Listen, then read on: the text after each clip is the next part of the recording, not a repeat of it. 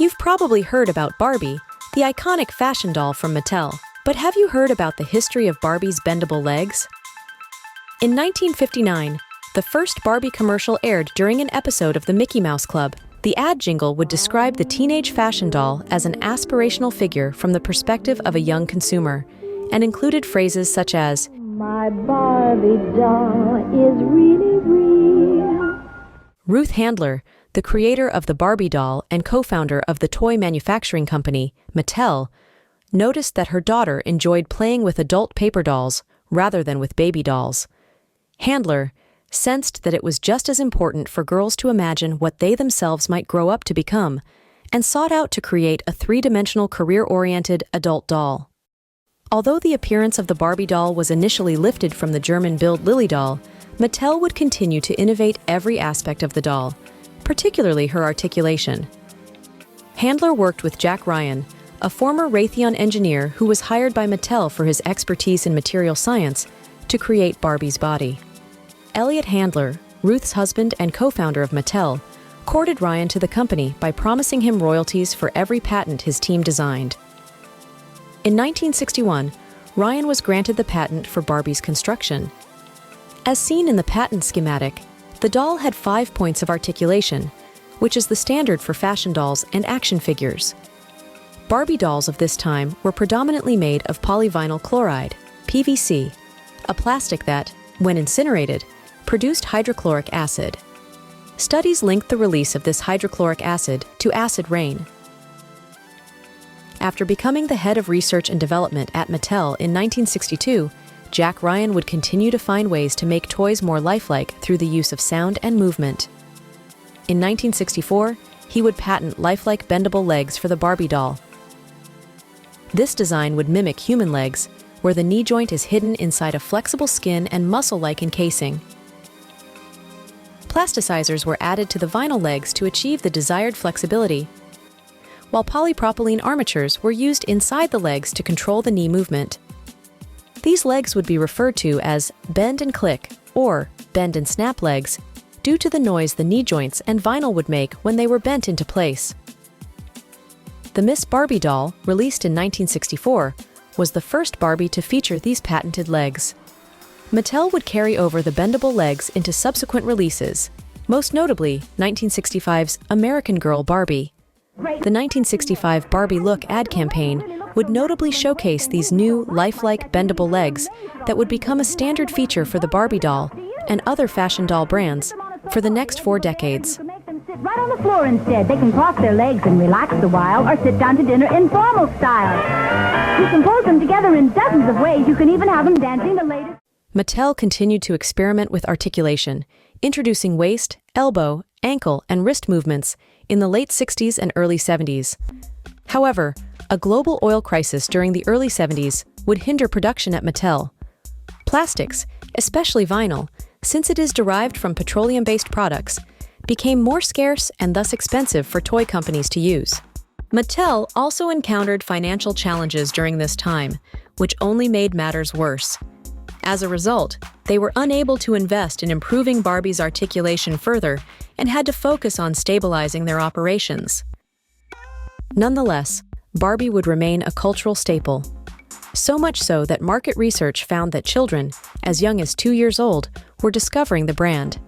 The only issue was that Barbie's rubbery bendable legs made it difficult for toddlers to put on pants and stockings. In 1980, Mattel would release the My First Barbie doll line geared towards younger audiences. These dolls had smooth, non-bendable legs and clothes with Velcro fasteners, large snaps, and ties to make dressing Barbie easier. In addition to expanding the Barbie brand's market segments, Mattel would expand their manufacturing footprint across China, Philippines, Taiwan, and Malaysia to meet the growing demand for Barbie products. The production of various Barbie lines would be spread across factories in these countries, which led to noticeable differences in style and quality. However, several dolls manufactured in these areas during the mid to late 80s, such as the Barbie and the Sensations line, would notably suffer from regrind. This was a technique where processed plastics are ground into pieces and mixed in with new plastic as a cost-cutting measure. Over time, the old plastic would degrade and lose pigment faster than the newer plastic, leading to light spots on the legs. Although Mattel was able to rectify the regrind issue in subsequent years, they faced a new challenge with producing Barbie's bendable legs, abiding by international environmental regulations. For instance, a heightened awareness towards the effects of plasticizers during the 1980s prompted the German government to enact laws to reduce the use of plasticizers in toys. German consumer groups worried that if a child accidentally swallowed a toy made with PVC, their stomach acid would extract its plasticizer, leaving behind a hard, dangerous object. In a 1992 interview with Forever Barbie author M.G. Lord, Maki Papavasiliou, then VP of Corporate Environmental Affairs at Mattel, would describe tests the company conducted to prove to German legislators that the PVC in their products was not harmful. "We tried to argue with them by conducting tests where we had plasticized PVC Barbie shoes tied on a tether fed to pigs," said Papavasiliou. "For weeks on end, they would fish the shoes out and weigh them to demonstrate that there was no weight loss, no plasticizer loss." The German government was not convinced by the results, and Mattel had to reduce the amount of plasticizers in their toys, which reduced the flexibility of Barbie's legs. They would also take measures to reduce the use of PVC in their packaging. By the start of the 1990s, Mattel saw the limitations of the bend and snap knees, especially as they introduced more sports-themed Barbie dolls. In 1993, with the release of Gymnast Barbie, they would introduce the bend and move body. This body would notably have pin articulation on the elbows and hard plastic legs with hinged knees that allowed for a 90-degree bend. The doll also had a swiveling torso for more dynamic poses and larger flat feet which required special shoes. Going into the late 1990s, Mattel ultimately had plans to update the standard Barbie body. If you have seen my Generation Girl Barbie video, you would know that Mattel wanted to launch a new body sculpt along with the 1998 Really Rad Barbie line to reflect changing consumer preferences.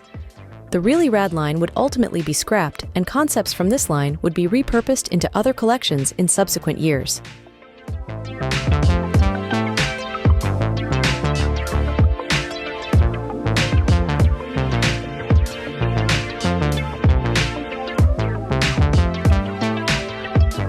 In the year 2000, Mattel introduced the belly button body and Everflex waist with the Jewel Girl Barbie line. The Everflex waist was a ball and socket joint that was encased in a skin-like elastomer. In a December 2000 interview, Mattel's then VP of New Technology, Isaac Valinsky, would explain that the design team sought out a flesh-like material that combines softness without the stickiness problem many soft elastomers have. Valinsky would note that some of the test Everflex materials leached out oil, which was not ideal. Mattel would work with elastomer supplier GLS Corp to create the Everflex body. Mattel would continue to experiment with elastomers throughout the early 2000s. Lines such as the Dance and Flex, Cheerleader, DC Superheroes, and American Idol lines would use elastomers and flexible armatures to make Barbie's arms and legs seamlessly posable. For standard Playline releases, however, Mattel opted for ABS plastic for the torso. Apart from the torso changes, new arm and leg sculpts were introduced. The legs were still made of PVC, but with reduced plasticizers, resulting in less flexibility compared to previous versions. In addition to elastomers, Mattel explored the use of different materials in the Barbie collectibles range. The collectibles boom of the 1990s led to many porcelain Barbie releases.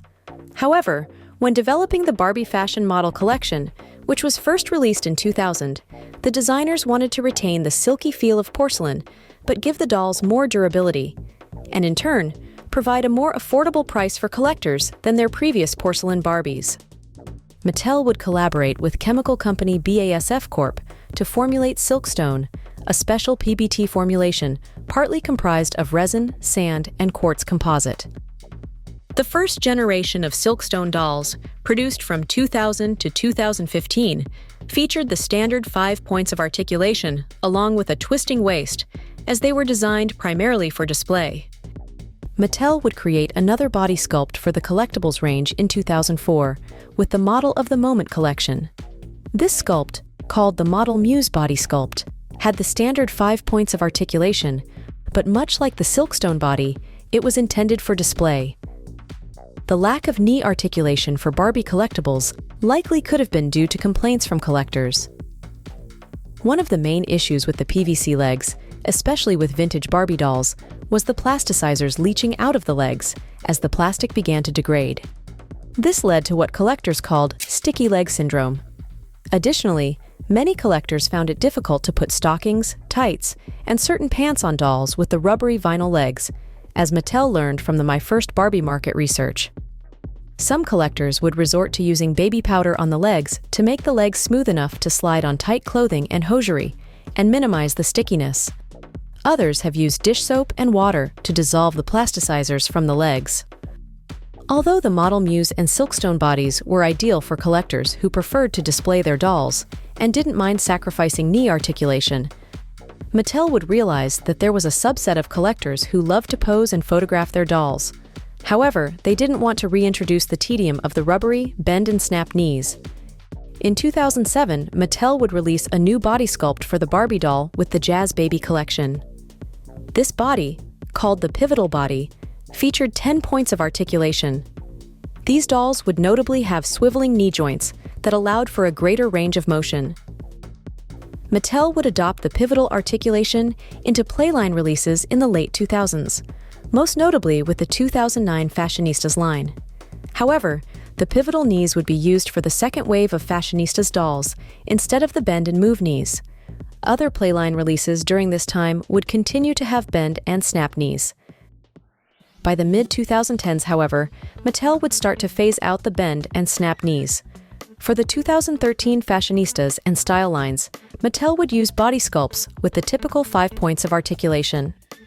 Looking at Mattel's annual reports during this period, they enacted several cost savings initiatives, such as their Operational Excellence 3.0 target for 2013. Mattel would acknowledge recent trends towards shorter life cycles for individual toy products and an increasing use of high technology in toys.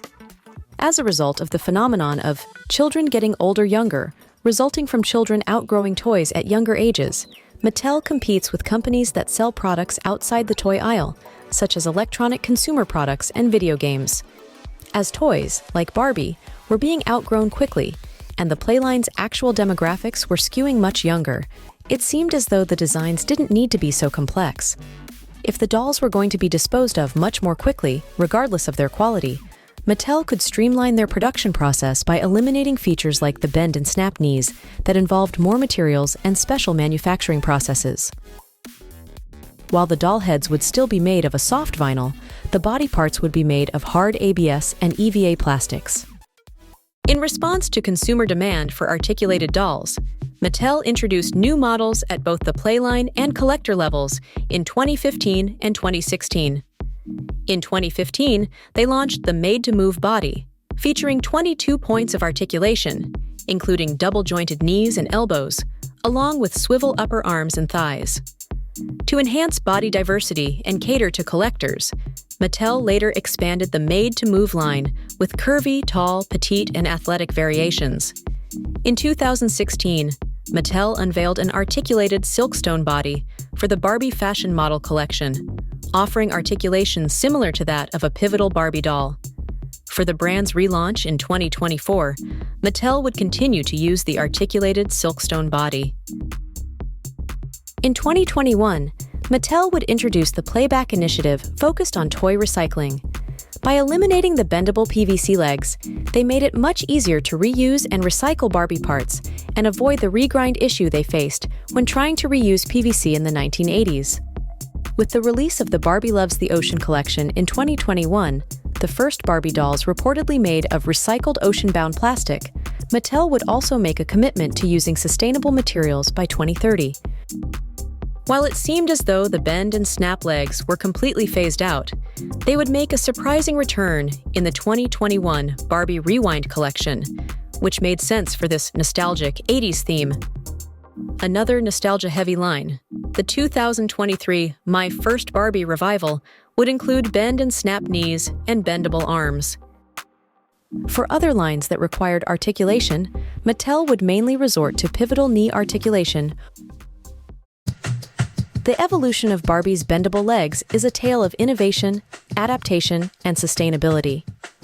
From their groundbreaking introduction in the 1960s, these bend and snap knees became synonymous with the Barbie doll and became a standard feature for other fashion doll brands. As environmental awareness grew, Mattel navigated regulations and consumer demands, ultimately phasing out these legs, perhaps as a way to enhance the sustainability of their toys and streamline their production. However, with periodic nods to nostalgia, the bend and snap legs have made intermittent comebacks, reminding us of their enduring legacy in the world of fashion dolls. Thanks for watching. Let me know in the comments below which type of knee articulation you prefer, and if you're new here, make sure to subscribe for more doll history videos.